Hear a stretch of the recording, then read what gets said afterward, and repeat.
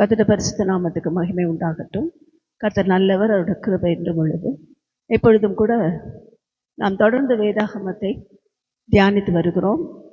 இந்த நேரத்திலும் பரிசுத்த ஆவியானவர் நம்மோடு கூட இடைப்படும்படி ஒப்பு கொடுத்திருக்கிறோம். வேத தியான பகுதியிலே இன்றைக்கு நாம் 7வது பகுதிக்கு நேராக கடந்து செல்வோம். கர்த்தருடைய பரிசுத்த நாமத்துக்கு ஸ்தோத்திரம். இந்த வேதத்தில் நாம் பார்க்கும்போது சாத்தானை குறித்து சில காரியங்களை பார்த்தோம். தேவன் எப்படிப்பட்டவர், சாத்தான் எப்படிப்பட்டவனுங்கிறத பார்த்தோம். லூசிஃபர் என்று அவன் மாறின பிற்பாடு அவனுடைய காரியங்கள் எப்படி மாறி போகிறது என்று பார்க்கும்போது, நாம் ஆராதிக்கிற தேவன் சர்வ ஞானி, ஆனால் அவன் சர்வ ஞானி அல்ல. நாம் ஆராதிக்கிற தேவன் சர்வ வியாபி, எல்லா இடத்திலும் நிறைந்திருக்கிறார். ஆனால் அவன் சர்வ வியாபி அல்ல. அதெல்லாம் பார்த்தோம். சர்வ ஞானி அப்படின்னா என்ன அர்த்தம்? அவருக்கு தெரியாத ஒன்றுமே கிடையாது. எல்லாம் தெரியும். என்ன நடக்கும் தெரியும், நடக்க போகிறது தெரியும், நடந்து முடிந்தது தெரியும், எல்லாமே அவருக்கு தெரியும். ஆனால் இவனுக்கு அப்படி இல்லை. யாராவது மூலமாக தீர்க்க தரிசனம் வெளிப்பட்டாதான் அவனுக்கு தெரியும். அவன் சர்வ ஞானி அல்ல. மூணாவதனோட காரியங்களை பார்க்கும்போது தேவன் சர்வ வல்லவர். அவன் எப்படிப்பட்டவன் அல்ல? சர்வ வல்லவன் அல்ல. அவனுக்கு வல்லமை தேவன் கொடுத்ததுனால சில வல்லமைகள் கிரியை செய்கிறது. சிலர் கேட்பாங்க, அந்த கோயிலுக்கு போகிறோமே எங்களுக்கு நல்லா ஆயிடுச்சே. நாங்கள் கூட எந்த கோயிலுக்காவது போகும்போது சில நேரங்களில் உடல் நலம்பில் போனால் நல்லா இருக்கு. நல்லா ஆகுதுன்னா அதோட காரணம் என்ன? அவனுக்கு சில வல்லமைகள் உண்டு. ஜனங்கள் தன்னை பின்பற்றும்படிக்கு அவன் சில மறைமுகமான அற்புதம் போல சில காரியங்களை செய்வான். உண்மையான அற்புதமாக இருக்காது. நம்ம பார்க்கும்போது இப்போ பழனிக்கு போவோம். நாங்கள் அடிக்கடி எங்கள் வீட்டில் வருஷம் வருஷம் பழனிக்கு போவோம். அந்த பழனிக்கு போனால் நல்லா ஆகிடும். ஏன் நல்லா ஆகுது? அந்த மலையில் அந்த சிலையில் இருக்கக்கூடிய நவபாஷா, அது ஒரு மூலிகை, தேவன் கண்டுபிடித்த மூலிகை. அந்த மூலிகையை அவன் வச்சு என்ன பண்ணுறான்? ஜனங்களை உடனே அங்கே போனோன்னு நல்லா ஆயிடுச்சுங்க. இந்த சைக்கலாஜிக்கலாகவும் சிலருக்கு நல்லாகும். நல்லாயிடும் நினச்சாலே நல்லாயிடும். அது அந்த ஒரு தாட்டு. இப்படி எல்லா விதத்திலும் ஜனங்களை வஞ்சிக்கிறதுக்கு எப்படிலாம் செய்யலாம், எப்படிலாம் அவங்களை என்ன செய்யலாம், மாற்றலாம் என்று சொல்லி தான் அவனுடைய காரியங்களை அவன் செயல்பட்டு கொண்டிருக்கிறான். அதில் மிக முக்கியமான ஒன்று தான் என்னென்னா, மறுபிறவி என்கிறதை அவன் ஜனங்களுக்குள்ளே கொண்டு வந்தான். நம்ம வேதாகமம் சொல்லுகிறது, மனுஷன் எப்படிப்பட்டவன்? ஒரு முறை பிறப்பதும் மரிப்பதும் பின்பு நியாய தீர்ப்படைவதும் தேவனாலே மனுஷனுக்கு நியமிக்கப்பட்ட சட்டம். ஒரு மனுஷன் ஒரு தரம் தான் பிறப்பான். பிறந்து வாழ்ந்து அவனுக்கு மரணம் வரும்போது மரிக்கிறான். மரித்ததுக்கு அப்புறம் திரும்ப பிறவி கிடையாது. அவன் நேரம் எங்கே போகணும்? நியாய தீர்ப்புக்கு தான் போகணும். ஆனால் தேவனை அறியாத ஜனங்களுக்குள்ள இன்றைக்கு என்ன இருக்கிறது? மரிச்சவங்க எழுந்திரிச்சிருவாங்க. மரிச்ச எங்கள் தாத்தா என்ன பண்ணுவார்? அடுத்த பிறவி வருவார். 7 பிறவிகள் உண்டு. சிலர் 1000 பிறவி இருக்கின்றாங்க, சிலர் 7 பிறவி இருக்கின்றாங்க, சிலர் மறுபிறப்பு இருக்குன்ற நம்புகிறாங்க. இதை நம்புறதுனால என்ன பண்ணுறாங்கன்னா, அவங்களும் முட்டாள்தனமாக சில காரியங்களை செய்கிறாங்க. இன்றைக்கி அமாவாசை, நிறைய பேர் வீட்டுக்கு போய் பார்த்தீங்கன்னா காக்காவுக்கு சாப்பாடு வச்சுருப்பாங்க. என்ன பண்ணியிருப்பாங்க? காக்காவுக்கு சாப்பாடு செஞ்சு வச்சுருப்பாங்க. காரணம் என்ன? ஒரு வேளை எங்கள் தாத்தா காக்காவாக பிறந்திருந்தா தாத்தா காக்கா வந்து சாப்பிடும் அப்படி சொல்லி சாப்பாடு வைப்பாங்க. எறும்புக்கு சாப்பாடு கொடுப்பாங்க. கேட்டால் கோலம் போட்டு, நானே கூட தேவனை அறியாமல் இந்து மார்க்கத்தில் இருந்தபோது சொல்லியிருக்கேன், கோலம் ஏன் போடுறோம் தெரியுமா? கோலம் போடுறதுனால அரிசி மாவில் போடும்போது அந்த எறும்புகள் சாப்பிட்றதுக்காக அதை கொடுக்குறோம், அதை செய்கிறோம். அது ஒரு நன்மை, அது ஒரு தான தர்மம். தான தர்மத்தில் வருமே தவிர ஒரு உயிருள்ள ஜீவனை பிழைப்பூட்டுக்கிறது தர்மத்தில் செய்கிறோம், அது மறுபிறப்பில் செய்கிறார். உடனே அந்த எறும்பு, சிலர் சொல்லுவாங்க, அதையே ஒரு வேளை எங்கள் தாத்தா பாட்டி எறும்பாக பிறந்திருப்பாங்க, அதனால தான் அந்த எறும்புக்கு போஷிக்கிறோம். தெரியாமல் எறும்பை நாம் எங்கள் தாத்தா பாட்டி வந்து கூட சாப்பிட்டுட்டு போவாங்க. இதெல்லாம் அவங்களுடைய நம்பிக்கைகள். இவங்க இன்னொரு பிறவியாக வருவாங்க அப்படிங்கிறது அவங்களுடைய நம்பிக்கைகள். ஆனால் வேதம் அழகாய் தெளிவாய் நேர்த்தியாய் சொல்லுகிறது, மனுஷன் ஒரு முறை தான் பிறப்பான், அவனுக்கு ஒரு தரம் தான் மரணம், அடுத்தது நியாயத்தீர்ப்பு. கர்த்தருடைய பரிசுத்த நாமத்துக்கு ஸ்தோத்திரம். அப்போ இங்கே பார்க்கிறோம், இதை ஒரு முறை பிறக்கிறான். பிறந்து இந்த மரணத்தை யாராலையும் தடுக்க முடியாது, எந்த டாக்டராலையும் தடுக்க முடியாது. டாக்டர் என்ன பண்ண முடியாது, தன்னை உயிரோட வச்சுக்கிறதுக்கு எதுவும் பண்ண முடியாது. டாக்டரா இருந்தாலும் ஹார்ட் அட்டாக் வந்தா அவர் பேஷண்ட் தான். ஒருவேளை பெரிய வல்லுநராக இருந்தாலும், சயின்டிஸ்டா இருந்தாலும், ஞானியா இருந்தாலும், பெரிய பிஎம் இருந்தாலும், சிஎம் இருந்தாலும், பெரிய ஆட்களா இருந்தாலும் வியாதி வந்தா வியாதி தான். அதுல ஒரு மாற்றமும் இல்லை. அப்ப என்ன நடக்கிறது? எல்லா மனுஷருக்கும் மரணம் நியமிக்கப்பட்டிருக்கிறது. அதுல இருந்து ஒருத்தரும் தப்பிக்க முடியாது. ரெண்டாவது நாம் பார்க்கிறோம், இவனுடைய வல்லமை எப்படி இருக்குன்னா, சில நேரங்கள்ல ஜனங்களை வஞ்சிக்கிற விதமாகவே இருக்கும். ஜனங்கள் போய் அவனிடத்துல வேண்டும் போது அவன்கிட்ட போய் கேட்கும் போது என்ன நடக்கும்னா, சில ஜாலங்களை செய்து அவன் என்ன செய்வான், ஜனங்களை வஞ்சிக்க பார்ப்பான். எப்பயுமே நான் அடிக்கடி சொல்றது, தேவ பிள்ளைகளை பொறுத்த வரைக்கும் தேவன் கொடுக்கிற ஆசீர்வாதம் தான் ஐஸ்வர்யத்தை கொடுக்கும். அதுல அவர் என்ன செய்ய மாட்டாரா, வேதனையை கூட்ட மாட்டார். தேவன் கொடுக்கிற ஆசீர்வாதம் ஐஸ்வர்யத்தை கொடுக்கும். அந்த ஐஸ்வர்யம் என்ன செய்யாது, கூடவே வேதனையை கூட்டிட்டு வர, ஐயோ வேதனையா இருக்கு சொல்ற மாதிரி இருக்காது. நமக்கு தேவன் கொடுக்குற ஐஸ்வர்யம் சமாதானமா இருக்கும், ஆசீர்வாதமா இருக்கும். ஆனா நம்மளே தேடி நாடி ஓடி ஐஸ்வர்யம் ஓடும்போது என்ன ஆகும்னா, ஒருவேளை பிசாசு கொடுப்பான். அது கூட எப்படி கொடுப்பான், மாயாஜாலத்துல கொடுப்பான். சிலர் சொல்லுவாங்க, நீங்க அதுல அந்த சிட் ஃபண்ட்ல போட்டீங்கன்னா உங்களுக்கு அப்படியே டபுள் ஆகி ட்ரிபிள் ஆகி அப்படியே உங்க கைக்கு வந்துடும். இன்னைக்கு 1000 ரூபாய் போடுங்க, அது உங்களுக்கு திருப்பி எப்படி கிடைக்கும், 10,000 கிடைக்கும். இது என்னது, இது வஞ்சிக்கிறாங்க. லாட்ரி டிக்கெட் இங்க இப்ப எல்லாம் பேன் பண்ணிட்டாங்க. லாட்ரி டிக்கெட் ரொம்ப பீக்ல இருந்த டைம்ல நாங்கெல்லாம் இந்துக்களா இருந்தோம். எங்க அப்பா வந்து லாட்ரி டிக்கெட் பைத்தியமா இருந்தாங்க. அவங்களுக்கு எந்த பழக்கமும் கிடையாது, வேற எந்த கெட்ட பழக்கங்களும் குடி பழக்கம் எல்லாம் கிடையாது. ஒண்ணு சிகரெட், அது கூட நிறைய எல்லாம் இது பண்ண மாட்டாங்க. அவங்க ஆண்டவர் ஏற்றுக்கொள்ளாத போது அவங்க கிட்ட இருந்த ஒரே ஒரு பழக்கம் என்னன்னா, இந்த டிக்கெட் வாங்குறது. லாட்ரி டிக்கெட் கடை வச்சிருக்காங்க. என்ன பண்ணுவாங்க, டிக்கெட் வந்த உடனே அதுல என்ன நல்லா, நம்ம அதுல 500 டிக்கெட் ஒரு பர்டிகுலர் அதுல இருந்து வருதுன்னா, அதுல இருந்து இவங்க வந்து 200 டிக்கெட் எடுத்துருவாங்க. இப்ப என்ன வியாபாரம் ஆகும், என்ன பண்ணுவாங்க, எல்லாம் கடன். பிரச்சனை வந்தது காரணமே இதுதான். எப்படியாவது இன்னைக்கு 1 கோடி வந்துடும், நாளைக்கு நான் 1 கோடி வந்து அப்ப சொல்லுவேன், அப்பா டிக்கெட் கடை நடத்துறதே தப்பு, நமக்கு இப்படியெல்லாம் வர ஆசீர்வாதம்லாம் நிலைச்சிருக்காதுப்பா, வேண்டாம். எனக்கு அப்போ இந்துவாக இருந்தாலும் எனக்கு அந்த இதுலலாம் இஷ்டம் இல்லை, இதெல்லாம் நமக்கு நிலைச்சிருக்காதுப்பா, இதெல்லாம் வேணாம்ப்பா அப்படின்னா, ஒரு வேளை எனக்கு நான் வாங்குற டிக்கெட்ல 1 கோடி வந்தா நீ வேணான்னு சொல்லிடுவியா? ஒருவேளை அந்த லாட்ரி டிக்கெட் அப்படி பணம் வந்தா, அதனால என்னை நீங்க படிக்க வைக்காதீங்க, அந்த பணம் எனக்கு வேண்டான்னு தான் சொல்லுங்க. நீங்க உழைச்சு சம்பாரிச்சு ஐசிஎஃப்ல வர பணத்தை விட இது ஒன்றும் உங்களுக்கு ஆசீர்வாதம் வராது, வெதண்டாவாத பேசுற அப்படின்னு திட்டுவாங்க, சண்டை போடுவாங்க. ஆனா அதனால அவங்க கடனாளியானதுதான் மிச்சம். அவ என்ன அர்த்தம், எதையோ ஒன்று கொண்டு போய் ஜனங்களை அதுக்குள்ள அந்த ஐஸ்வர்யத்தின் மயக்கம், எப்படியாவது அது மேல விழுந்து அதுலயாவது போட்டோம், அதுலயாவது அவங்க நிம்மதி இல்லாம கஷ்டப்பட்டு அப்படியே இருக்கட்டும் என்று சொல்லி அப்படியே மேஜிக்ல தான் எல்லாம் செய்ய பார்ப்போம். தேவன் மேஜிக் மாதிரி எதையும் கொடுக்க மாட்டார்.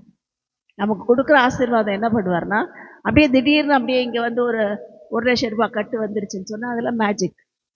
அப்படி தேவன் கொடுக்கவே மாட்டார். தேவர் எப்படி கொடுப்பாரு, எனக்கு 1,00,000 ரூபாய் பணம் வேணும், நான் வேலை செய்கிறேன், ஒருவேளை வேலை செய்கிற இடத்துல இருந்து எனக்கு ஏதோ ஒரு விதத்தில் அந்த பணம் வரும். அப்படி இல்லை, நான் ஒரு வேளை எனக்கு தேவைகள் இருக்கும்போது நான் என்ன செய்யறதுன்னு தெரியல, யாரோ ஒரு உதவி செய்கிறவர்களை அனுப்புவார். உறவினர்களோ ஃப்ரெண்ட்ஸோ யாரையும் அவங்களே வந்து கேட்பாங்க, உங்களுக்கு ஏதாவது ஒரு உதவி வேணுமா, இந்த மாதிரி இருக்கு, நான் செய்கிறேன், நீங்கள் அப்புறம் கொடுங்க, மெதுவாக கொடுங்க. இது என்ன அர்த்தம், இது உதவி, இது மாதிரி செய்வார்.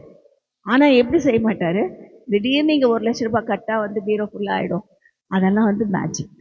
இதெல்லாம் பிசாசனுடைய மாயாஜாலங்களில் ஒன்று. இன்னைக்கு நிறைய பேர் அப்படி தானே சொல்கிறாங்க, இயேசு என்னோடு பேசினாருன்னு சொல்கிறது உண்மை, ஆனால் இயேசு என் கூட உட்காந்து சாப்பிட்றான்னு சொல்கிறது பொய். நிறைய பேர் எப்படி பேசுகிறாங்க, நிறைய ஊழியக்காரங்க என்ன சொல்கிறாங்க, நான் டைனிங் டேபிளில் உட்காரும் போதே நான் இயேசு என் பக்கத்தில் வந்து உட்காந்துவார். ஒருத்தர் சொல்கிறார், ஒரு பாஸ்டர், எனக்கு 2 இட்லி வைப்பேன், அவருக்கு 3 இட்லி வைப்பேன், அவரும் என் கூட உட்காந்து சாப்பிடுவார், அந்த இட்லி அப்படியே தான் இருக்கும். இது என்னது, இவங்க காக்காக்கு வைக்கிற மாதிரி. யார் காக்காக்கு அதாவது அறியாமல் தேவனை அறியாத ஜனங்கள் வைக்கிறது போல அவங்க யாருக்கு வைக்கிறாங்க? இயேசுவுக்கு. அவங்க எப்படி நைவேத்தியம் பண்ணி சாமிக்கு படைக்கிறாங்களோ இவங்களும் டைனிங் டேபிள் மேலே ஏசப்பாவுக்கு படைக்கிறாங்க. இதெல்லாம் இல்லாத காரியங்கள், இல்லாத பொய்யான காரியங்கள். இதையெல்லாம் நம்பணும்னா நம்மளால என்ன செய்ய முடியாது? ஆவிக்குரிய வாழ்க்கையே வாழ முடியாது. அவர் நம்ம கூட பேசுவார், ஆனால் அதுக்காக நம்ம கூட உட்காந்து சாப்பிட மாட்டார். அதே போல் அவர் நம்ம கூட பேசுவார். தேவையில்லாதெல்லாம் கேட்டு கேட்டு அவரை தொல்லை பண்ணுறதுக்கு அவர் ஒன்றும் சாதாரண தேவன் அல்ல. நிறைய பேர் நான் இன்னைக்கு என்ன சமையல் பண்ணுறதாண்டவரே அப்படின்னு அவரை கேட்ட அவர், நீ இன்னைக்கு புளிசாதம் பண்ணினார். உரமாக சொல்லுது, உண்மையாகவே பிரியாணி பண்ணினார். அவருக்கு இது வேலை கிடையாது. எதனா செஞ்சு எதனா சாப்பிடு, நல்லதாக சாப்பிட்டு போய். ஆண்டவர் அதை தான் சொல்லுவாரே தவிர, நான் சாப்பிட்றதுக்கு எனக்கு தேவை இருக்கும்போது சாப்பிட்ணும் ஆண்டவரே கேட்டால் கொடுப்பாரு. ஆனால் அதுக்காக இதை செய்ய அதை செய்ய அந்த வேலையெல்லாம் அவர் கிடையாது.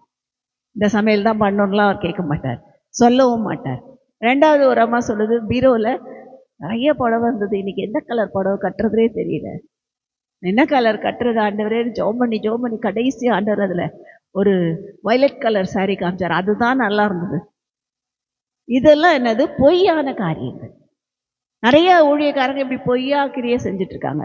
ஒருத்தர் சொன்னார், நான் அப்பப்போ பரலோகம் போயிட்டு வரேன், அப்பப்போ பரலோகம் போயிட்டு வரேன். கர்த்தருடைய பரிசுத்த நாமத்துக்கு ஸ்தோத்திரம். அப்போஸ்தலனாகிய பவுலே பரலோகம் போல, அவர் 3ஆம் வாரம் வரைக்கும் தான் எடுத்துக்கொள்ளப்பட்டார். பரலோகத்துக்குள்ளாக அவர் பிரவேசிக்கவில்லை. 3ஆம் வானத்திலே கூட வாக்கு கடங்காத பெருமூச்சுகளோடு இருந்த பரிசுத்தவான்களோட சத்தத்தையும் வாக்கு கடங்காத மொழிகள் பேசப்பட்ட சத்தத்தையும் தான் கேட்டாரே தவிர அவர் வேற எதையும் பார்க்கல. அப்போஸ்தலனாகிய யோவான் பரலோக தரிசனத்தை பார்த்தாரே அல்லாமல் பரலோகத்துக்கே போயிடல. ஆனால் இவங்க என்ன பண்ணுறாங்க? நான் டெய்லி பரலோகம் போயிட்டு வரேன், லிஃப்டில் போகிற மாதிரி போயிட்டு வரேன். இந்த கதையெல்லாம் நம்ம தேவன் என்ன செய்ய மாட்டார்? அங்கீகரிக்க மாட்டார். அதெல்லாம் போய் பரலோகத்துக்கு போகிறதுக்கு ஒரு நாள் வச்சு ஒரு தரிசனத்தில் பார்க்கலாம்.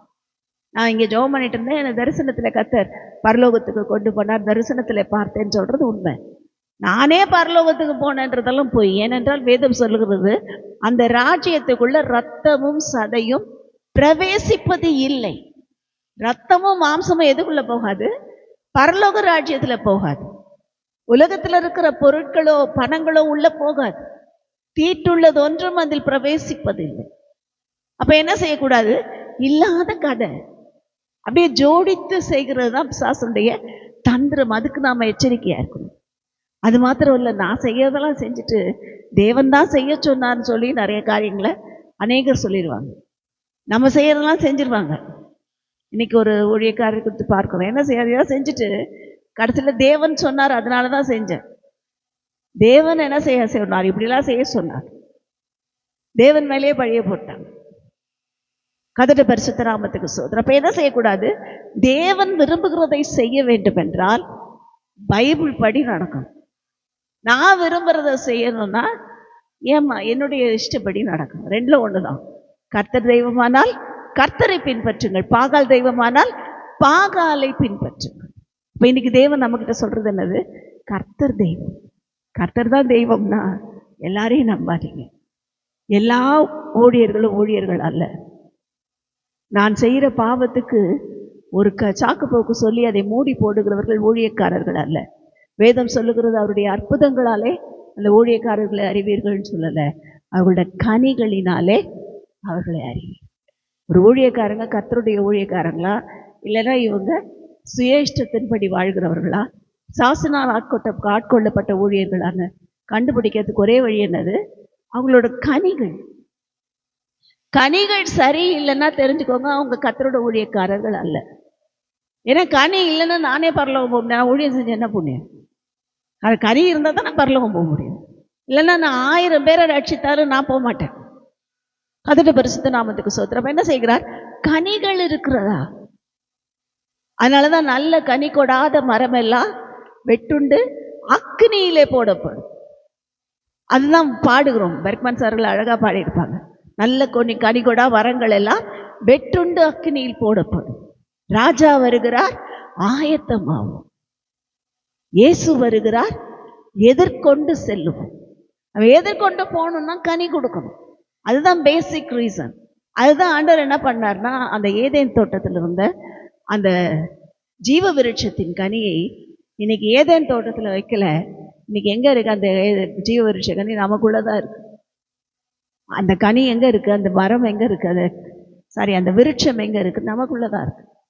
அந்த விருட்சத்துல வருகிற ஜீவ கனி எங்க இருக்கு? நமக்குள்ளதான் இருக்கு. அந்த விருட்சத்துல இருக்கிற கனி என்னென்ன கனியெல்லாம் இருக்கு? ஏற்கனவே பார்த்துருக்கோம். கலாத்தியருக்கு எழுதின நிருபத்துல வாசிக்கிறோம். ஆவியின் கனியோ, என்னது? ஆவியின் கனி எல்லாம் அந்த விருட்சத்துல இருக்கு. கர்த்தருடைய பரிசுத்த நாமத்துக்கு ஸ்தோத்திரம். நீதியின் கனி எல்லாம் அந்த விருட்சத்துல இருக்கு. இதெல்லாம் என்னது? பரிசுத்தத்துக்கு நேராய் நம்மை கொண்டு போகிற கனிகள். கலாத்தியருக்கு எழுதின நிருபத்துல வாசிக்கிறோம். அன்பு, சந்தோஷம், சமாதானம், இச்சையடக்கம், இதெல்லாம் என்னது? ஆவியின் கனி. அது ஃபுல்லாக வீட்டில் நீங்கள் 5ஆம் அதிகாரத்தில் கடைசி பகுதிகளில் நம்ம வாசிக்கிறோம். வீட்டில் வாசிக்கோப்பா. எல்லாம் நான் சொல்ல டைம் இல்லை. இந்த கனி என்ன செய்கிறது? நம்மை சரிப்படுத்துகிறது. அன்பு இல்லைன்னா நான் ஊழியக்காரன் இல்லை. தேவ அன்பு நமக்கு இருக்கணும்.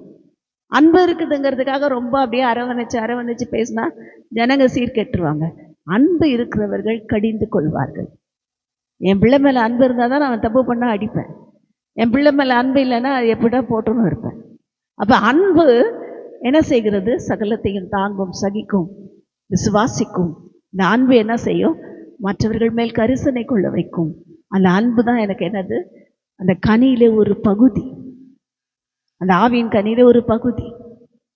இந்த அன்பு, சந்தோஷம், சமாதானம். சந்தோஷமா இருக்கிறது ஒரு பெரிய கனியில ஒரு பகுதி. அது சந்தோஷம் இல்லைனாலும் பிரச்சனை, சமாதானம் இல்லைனாலும் பிரச்சனை. ஒன்னொன்னும் பார்க்கறதுக்கு நேரம் இல்லை. இதெல்லாம் நம்மக்கிட்ட இருக்கா செக் பண்ணி என்னுடைய ஆவியின் கனியோட நிலைமை எப்படி இருக்காண்டு. நான் அநேக நேரத்தில் என்ன பண்ணுறேன்? தேவையில்லாமல் எல்லாரையும் சாப்பிட விடுறேன். ஆவியின் கனி எனக்கு தாங்கப்பா. இந்த கனி எனக்கா வராது, ஆவியானவர் வந்தால் தான் வரும். ஆவியின் கனியால் என்ன நிரப்பும். இந்த கனியெல்லாம் பெற்றுக்கொண்ட அப்புறம் தான் ஊழியமே செய்யும். அப்போ தான் வரங்களே கிரிய செய்யும். நாம் கனி இல்லாமல் ஊழியத்துக்கு போனால் பிரச்சனை. அதுதான் வேதம் சொல்லுகிறது. அந்த கனி சர்ப்பத்தின் கனி என்று சொல்லி வேதத்தில் வாசிக்கிறோம். விரியனின் கனி. அது சாத்தான் உடைய சுபாவங்கள் ஒரு மனிதனுக்குள்ளே வந்து, நான் சொன்னேன்ல, சாத்தானோட சுபாவங்கள் ஆகிய பெருமை, பொறாமை, அது மாத்திரமல்ல மேட்டிமை, இன்னும் மாய்மாலமான வாழ்க்கை, சொன்னல மாயாஜாலம், பொய்யான அதிசயங்கள், பொய்யான அற்புதங்கள், இதெல்லாம் உள்ள வந்துருச்சுன்னா அந்த கனி என்ன பண்ணுமா? பறக்கிறதா இருக்குமா. அது ஒரு இடத்துல இருக்கு, அது பறக்குமா அந்த கனி. இதெல்லாம் பைபிளில் இருக்கு. அந்த வசனத்தெல்லாம் இப்போ எடுக்கல. நான் எடுத்த சப்ஜெக்ட் வேற, ஆவியான வேற மாதிரி நடத்தி போறேன். அந்த சர்ப்பத்தின் வலு சர்ப்பத்தின் கனி அக்கினி விரியன்களை பிறப்பிக்குமா. இந்த அக்கினி விரியன்கள் பறந்து பறந்து, இது ஒன்றா பெருகாது, அங்கங்க இன்னைக்கு பார்த்தீங்கன்னா கர்த்தரோட ஊழியம், கர்த்தரோட பிள்ளைகளோட ஊழியம் வளர்கிறதை விட இந்த ஊழியங்கள் என்ன செய்கிறது? அந்த பறக்கிற அக்கினி சர்ப்பமாகிய அந்த பிசாசு செய்கிற எல்லா காரியங்கள் சீக்கிரமா பரவும். கஷ்டப்பட்டு சத்தியத்தை சொல்றவங்களுக்கு வருகிற ஆத்துமாக்கள் நிலைத்து இருக்கிறார்கள். ஆனா கூட்டம் கூட்டமா ஒரு பக்கம் போதே, அது எங்க போகுது? இந்த பறக்கிற அக்கினி சர்ப்ப கனியினால் நிரப்பப்பட்ட ஊழியர்கள் பின்னாடி ஓடுகிறதுனால அந்த கனி, அந்த விதை இவங்களுக்குள்ளேயும் போடப்படும். தெரியாமைனால அவங்களுக்குள்ளேயும் விழுகிறது. அந்த கனி என்ன செய்கிறது? அநேகரை பிறப்பிக்கும். ஆனா ஒரு யோசம் கிடையாது. இன்னும் பாவம் உள்ளவர்களை தான் என்ன செய்யும்? அதுல உருவாக்கும். எப்படின்னா இருக்கலாம், பைபிள்ல எப்படிலாம் இருக்கு, இப்படிதான் இருக்கணும்லாம் இல்லை. நீ எப்படி இருந்தாலும் ஆசீர்வதிக்கப்படும். உன்னை படைச்சவர் அவர் உன்னை ஆசீர்வதிக்காம என்ன பண்ண போற? உன் பாவத்தைன்னா அவர் ஏற்கனவே சுமந்துட்டா. நீ இப்ப என்ன பாவம் செஞ்சாலும் தண்டனை கிடையாது உனக்கு, சொல்றாரு ஒரு ஊழியக்காரர். உன் தண்டனையே கிடையாதுமா, நீ எப்படின்னா வாழ்ந்துட்டு போ, உன் இஷ்டப்படி இரு, உனக்கு தண்டனை கிடையாது. அதனால இயேசு எல்லாத்தையும் சிலுவையில் சுமந்துட்டார். நீ எப்படின்னா வாழலாம், எல்லாம் செய்யலாம் அப்படின்னு சொல்லி பப்ளிக்காக போதிக்கிற ஊழியர்கள் பெருகிட்டாங்க. அதனால நாங்கள் கர்த்தரோட பிள்ளைகள் இந்த நாளில் நமக்கு கர்த்தர் ஒரு நல்ல சபையை கொடுத்திருக்கிறார். நமக்கு நல்ல ஊழியர்களை காண்பித்து கொடுத்திருக்கிறார். எங்களை நடத்தின ஊழியர்களுக்காக நான் அப்பப்போ கர்த்தரை ஸ்தோத்திரிப்பேன். ஒருவேளை எங்கன்னா போய் மாட்டியிருந்தோன்னா என்ன இருக்குமோ தெரியாது. ஆனால் கர்த்தர் எங்களை நடத்தின ஊழியர்கள் எல்லாம் பரிசுத்தவான்களாக இருக்க கர்த்தர் உதவி செய்தார். பரிசுத்தம் உள்ளவைகளை சொல்லிக் கொடுக்கிறவர்களாக இருக்க உதவி செய்தார். இப்போ இன்றைக்கு கர்த்தர் என்ன செய்கிறார்? நம்மையும் அதே பாதையில் நடத்துகிறார்.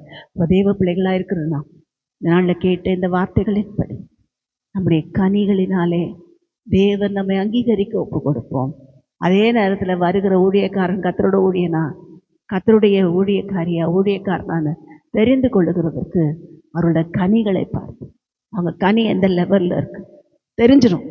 ஒரு கர்த்தரோட ஊழியக்காரன் இல்லைன்னா அவனோட சுபாவமே அவனை காட்டி கொடுக்கும்.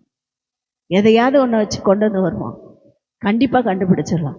அப்படிப்பட்டவர்களை விட்டு விலகி அவர்களை தூரப்படுத்தி கர்த்தருடைய கனிகளால் நிரப்பப்பட்டு நாம் ஆசீர்வதிக்கப்பட கர்த்தர் தாமே நமக்கு உதவி செய்வாராக.